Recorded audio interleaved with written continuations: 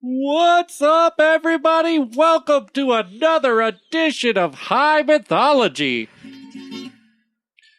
the show where we get higher than an ayahuasca ceremony up at Machu Picchu and tell you guys silly stories and mythology stories and folklore stories. Very nice. Yeah. Today, we have still Jeff sitting in with us on the jams, bringing a little Spanish guitar to some Mexican folklore. And we will be doing the story of Mistress Lucia. Mm-hmm. Yes, from Mexico? Yep. From Mexico. Indeed. Yeah. So, go ahead and take it away there, Kim. What kind of weed are you smoking? Oh, yeah, I forgot to even mention. This is one I should mention because it's a shout out to my boys smoking some North Shore Maui. Hit me up if you're the guy who started that strain because I probably delicious. know you. Yeah, I'm not going to name names because you guys don't have the same laws we do, but you guys are crushing it. All right, so let's just jump right in, yeah? Okay. Mm-hmm. So there was once a king named Mario who wished to marry, but this motherfucker has standards, and only the most beautiful would suffice. So with that, he left his kingdom in search of her.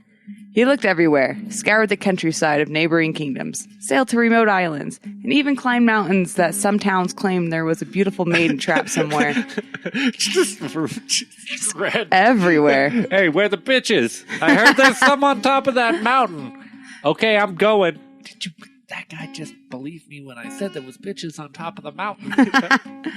But even though he was shown all the prettiest girls and rescued a couple so attractive maidens, he was quick to see their flaws, and he continued his search. What a dick. I know. Thank you for saving my life.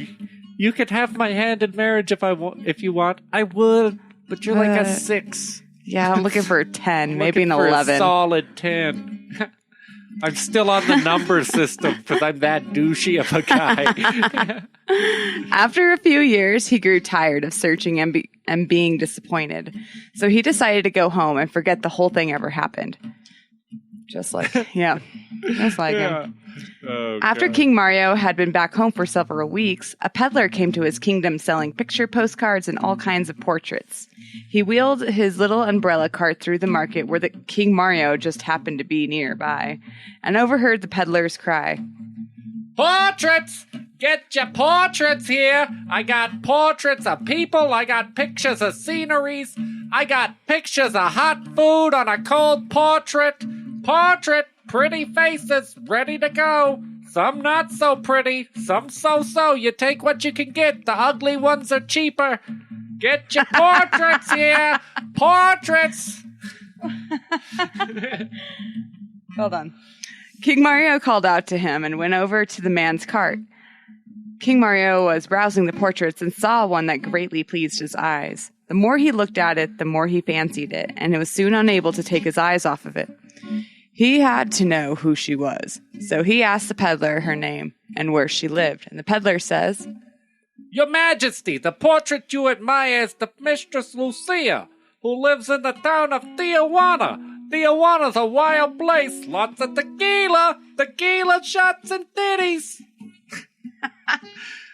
You must know this. She is an orphan, and her brother Juan watches over her protectively. It is known that Juan lets Lucia come out to her balcony but once a year. I myself have never seen her, but for those who have, spend the rest of the year waiting to see her again. Once a year! She comes out once a year! I got a portrait here!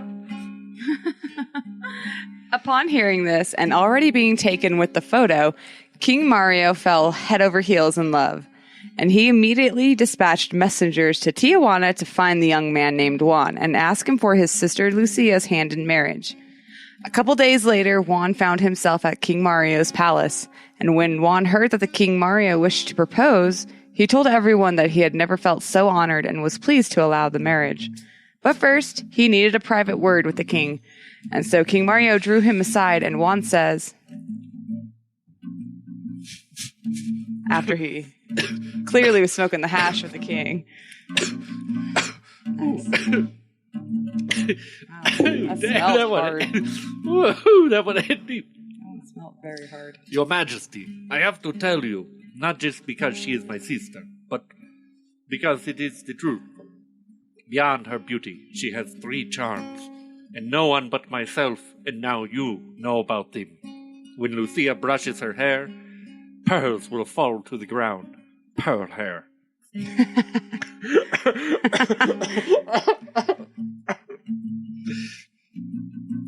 When she washes her hands, flowers will drop from her fingers. And when she cries, it pours down rain. King Mario had never heard of such charms and was now more than ever impatient to wed her. He ordered a coach to be outfitted in the best of the best riches and sent Juan with an escort to bring Lucia to him at once, while he stayed behind to prepare for the wedding. Meanwhile, Lucia, who had been shut away in her home, was filled with worries over why her brother was summoned to the palace. She paced about, torturing herself with thought after thought until she saw Juan and her thoughts vanished. Juan gave her the news, and then she was to be married to the King Mario, and Lucia made no objections to the news and began to pack her things. She had but one request, that she bring her pet birds that were 2 parrots. Okay. So Juan agreed, and Lucia began to pretty up the bird cages by wrapping them with bonnets of ribbon. And as Lucia continued to pack, her servant girl Carlita says to her, Mistress Lucia, you should take me with you so I can keep the cages clean. You've got some real dirty cages under those birds, and one of them has a real foul mouth on him. Gets on a boar! Lucia thinks for a moment and then says, why not? Go and ask your mother for permission to go with me. And so Carlita takes off and later returns with her mother and says to Lucia, My mother said that I can go if she can come too. And she can keep doing your laundry also, because you got all that dirty laundry from that foul-mouthed bird. Ask me longer. And so Lucia shrugs and says, all right, I'll ask Juan. And if he says yes, then you can both come. And then Juan thought that it was a great idea so that Lucia wouldn't get homesick. Then there was a sudden banging at the front door, and Juan answered it and was told, and then told Lucia that the 2 maids will go with her to help her finish packing because there was a brush fire and Juan had to go help put it out. There's a brush fire. Yeah, all of a sudden there's a brush fire. And I gotta go deal with that. Yeah. Real quick. So Juan had no doubt that she would be perfectly safe, and he didn't want to keep the king waiting. So after the carriage was packed and the 2 maids were settled themselves inside the carriage, Juan came back just in time to see his sister off, gave her lots of good counsel and his blessing. And the carriage took off. And Lucia waved her handkerchief while saying, goodbye, dear Juan, who mothered and fathered me. Goodbye, dear chapel, where I said my prayers. Goodbye, dear pebbles that I used to play with. That's what that is. My rocks of playing. Goodbye, my dear brook, where I used to bathe. Oh, the bathing brook. Like, I guess so. Yeah. Juan hushed her and said, Damn, Juan. You are making me look weak. Lucia began to cry, and the sky darkened and started to pour. Lucia and company had not made it far when they spotted a bunch of wild strawberries growing by the forest. Carlita's mom says, look, Mistress Lucia, there are some strawberries growing wild. We should pick some for the king and not come empty-handed. Lucia agreed and ordered the coachman to stop. The 3 women jumped down, and one of the parrots cried out, Mama Lucia, bring me too. Assholes! Nice. Screwed Where did you learn these? Lucia could not say no to anyone and took the parrot's cage and tied it to her back. Then they... Sorry, I lost my spot. They just started picking berries when Carlita's mom shouted, "Mistress Lucia! Look over there! The strawberries are more plump and fragrant that way!" They went further into the woods, and as soon as they were out of sight from the carriage, Carlita's mom grabbed Lucia's arm and slapped her about. She tore off Lucia's clothes and put them on her daughter. She roughed her up. Stole her clothes. That's mean. Where am I? Yeah, no one's gonna know that I'm not Lucia. We pretty much sound exactly the same. Sure, I'm 40 years older than her, but people all the time ask if we could be sisters. Lucia was left behind with her parrot and Carlita's clothes, and Carlita and her mom ran back to the carriage and yelled at the coachman, "Get us to the palace and hurry!" When the two arrived at the palace, the king was waiting for them with his entire court. Hey there, big boy. At a glance of Carlita, the king could see that his bride-to-be was nothing special. She didn't even look like her portrait. Do you got any Pall Malls? I'm all out of Pall Malls. I smoked the last one on my way over here. He thinks that he's been tricked, and so he consoles himself by thinking of the 3 charms that she could do. King Mario's word was sacred, and as the people would say, that he had no choice but to marry her. I've got one hell of a crotch itch brewing. You got any creams around here? Wow. After the wedding, King Mario ordered the guards to open the doors to the balcony that overlooks the main square. All of the king's subjects had gathered there so that they could witness the great wonders of the world. The queen was to display her 3 charms. Oh my, I've got all these charms I gotta display. Are they gonna make me smoke a cigarette with my coochie again? I haven't done that since 73. The king and his court arranged themselves on the balcony, and Carlita began to brush her hair. But instead of pearls falling, only lice fell. Oh, don't mind those. Those are just my little friends. I keep them around sometimes. They do some cleaning. Those are my magical Disney pets. They help me clean up the house. She began to wash her hands, but only grime would come off. She couldn't cry, so the King Mario slapped her until she started to bawl. Cry, bitch! Cry! Stop slapping me. Cry. It hurts. Cry. I don't like it when you Cry. slap me like this. It reminds me of that time back in 76. But as she bawled, the clouds flew away and hid behind the hills. King Mario was humiliated and lashed out at the queen. She cried that she had no idea what King Mario was talking about. I don't know what you're talking about. Is this the part where I smoked the cigarette with my coochie or what? And so he began to suspect that Juan had indeed tricked him. So he summoned Juan to the palace for questioning, and when Carlita found out that Juan was summoned, she claimed to have had a migraine and told everyone not to disturb her. I got a wicked migraine from the road. I need to go lay down. And even her brother was to be denied an audience. I don't even want to see Juan right now. Don't bother that neither of us look at all alike. All this was to avoid Juan, who could recognize her. When Juan arrived at the palace, he was told that he couldn't see his sister, and then he saw the king. King Mario was furious and charged Juan with fraud and sentenced him to death. Juan's trial was to be held on the balcony overlooking the main square, and Juan had no defense, so he was tried as guilty.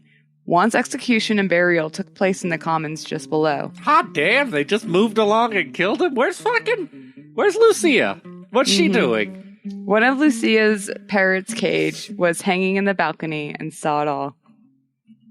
So you thought I forgot about Lucia, No, did you? Yeah, well, no, I thought Lucia's just slacking off, just laying there in the fucking Honestly, I pity thought party. I almost did forget about her. So How many days does it take to move the guy's trial to execution? No, while it was she's held just hanging the out? next day. So this is over the course of just one night. Okay. And where's Lucia? Just slacking? We're getting there. Okay. I haven't forgotten about her. I know.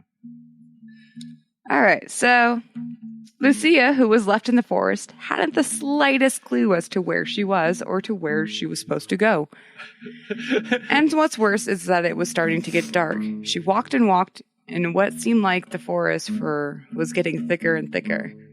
After a while, Lucia was worn out and slumped under a pine tree, ready to spend the night, when her parrot said,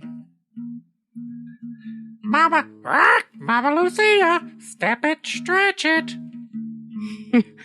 Mama Lucia, step it, stretch it. Rectum, rectum, stretch, rectum. Wow. The parrot encouraged her, and suddenly she got a second wind. I don't want to stretch rectum. She saw in the distance a flickering light and near the edge of the forest, and started heading in its direction. The parrot cried out again. Mama Lucia, keep running. Step it, stretch it. Wow. Stretch rectum. And before Lucia knew it, she had arrived at the house of a woodcutter and his family. The poor little family had never seen such beauty, and the woodcutter was terrified. He cried out at Lucia. In God's name, speak. Are you of this life or of the next? Lucia casually replies, I am of flesh and blood, but lost in the woods. And the little family took pity on her and took her in. The nearest town to the woodcutter's family was King Mario's kingdom. So the next day, the woodcutter's wife came home from her errands with news that the king was in need of a seamstress. So the wife sent Lucia to apply. Lucia strapped her parrot to her back and followed the woodcutter's wife's directions to the town. No sooner had Lucia arrived at the palace than a button on the king's shirt had popped off, and he was demanding a seamstress at once. Lucia steps forward and presented herself, and King Mario was entranced at her beauty. And then the parrot on the balcony spoke in the silence of the awkward stare and said, Mistress Lucia, oh, Mistress Lucia, your brother Don Juan was done in, and his grave lies in the commons. Scrotum. And with such news, Lucia burst into tears, and the heavens answered with a sudden downpour. Then another interruption occurred. It was the chocolate hour. This is Mexico. They like chocolate. Okay. My mind went straight to the gutter. I was like, poop time? It was the chocolate hour, so she went and took a glorious dump. King Mario's page came bursting in with chocolates and muffins on a silver plate, and King Mario invited Lucia to join him. Lucia insisted on washing her hands first, and so King Mario ordered a basin and towel to be brought to her. A basin. Sorry. Sorry. This is my hand-washing bison. Please. I keep him wet, so you just rub your hands on the wet side, and then you rub them on the dry side to dry yourself off. He's a nice bison. So he ordered a basin and towel to be brought to her. And as soon as she dipped her hands into the basin, it began to fill with flowers. And King Mario now knew that this was the real Lucia. The parrot on her back squawked and said, Tell him what happened to you. Boner farts. Lucia told him everything, starting with her worry about her brother's summoning and then to the strawberries. King Mario was pissed and ordered that Carlita and her mother be hanged from the neck from the top of the tallest tree on the highest hill. And Mistress Lucia was to wed the king. When the ceremony and feast were through, the balcony doors were ordered open, and the main square was again filled with all the king's subjects to witness Lucia's wondrous charms. Just in case she was a fake again, the people came with rocks to throw at her. Just in case. I like to imagine Carlita just resilient, just hanging there, finally smoking her Pall Mall. This is no big deal, big boy. I've been strangled a time or two. You're going to need to go tighter if you want to upset this trachea. Nice. I've got a hole from my tracheotomy that I can smoke through. So the people were worried that they would be cheated again, but it wasn't to be. Lucia picked up an ivory comb and began to brush her hair, and as she brushed, hundreds of pearls fell out of her hair, and they tumbled towards the people, and then they all dropped their stones and started scrambling to gather the pearls. Tumbling pearls. Tumbling pearls! I got tumbling pearls here! Then a silvery basin was brought forth, and the servant slowly poured the water over Lucia's hands. As she washed, hundreds of flowers spilled out over the balcony, and women were catching the flowers with their aprons and men collecting them with their hats. Whoa, give me those flowers. Give me those fucking flowers. Then it came time to make it rain. But how could she... Nice. But how can she cry when there was so much to be happy about? And then her parrot said, Mistress Lucia! Oh, Mistress Lucia! Your brother got lynched right here! Right where Carlita's smoking her cigarette, and his grave lies in the commons. And then Lucia began to cry, and the sky tore open and began to pour. The end. The end. What'd you think? Yeah, it's good. It was good stuff, yeah. Thank you. Polly, what a BJ! Nice. Those birds again. Oh, yeah. Yeah, that was an interesting one, I guess. That was, yeah, I liked it. I thought it was very interesting. Yeah, I thought it was kind of funny. Kind of a silly story. She just seems so dense to me. I think the way we portrayed Lucia and Carlita made it even better. Because it seemed like in the story they were probably supposed to be about the same age, but in our version it definitely came across like a 57-year-old cigarette-smoking old... I was a stripper for 27 years. I've been around a time or two, if you know what I mean. I've had 6 kids. You see these stretch marks? You see these stretch marks? Look, right under that one's where I got my cesarean. They had to cut the little bastard out of me. He just kept holding on to my insides. Wow. Oh, Jesus. Nice. Well, I hope you guys liked it. Yeah. I hope everyone enjoyed. Yeah. That's still Jeff over there, crushing it on guitar. Yeah. Nice. Helping us bring the Spanish stylings. Our resources for tonight's episode were from Corona, Mexico. Its original story, pre-Christian, is called The Black and White Bride. And then the book, Latin American Folktales, Stories from Hispanic and Indian Tradition, edited by John Bierhorst. It's a good book. It is. Yeah, if you dig the Latin American folklore and stuff, yeah, you should check out that book because it's a pretty fun one. Lots of cool stories in there. And if you don't like reading, just keep listening to our podcast because I'm sure we're going to pretty much cover everything in that book at some point. I'm sure. Well, not all of it. Yeah. Not all of it's interesting. Yeah. Some of it's like, why? Why? Why? Why? Yeah. It's too religious for me. Yeah. It's unappealing.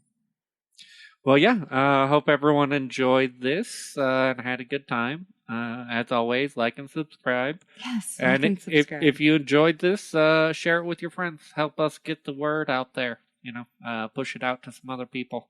Mm-hmm. Word of mouth is our number one way of advertising because, you know. Got some bumper stickers on the way. Oh, we got bumper stickers. So, yeah. We're about to have bumper stickers for all you loyal fans. Yes. Yeah. Thank you, everybody, and good night. Have a good night.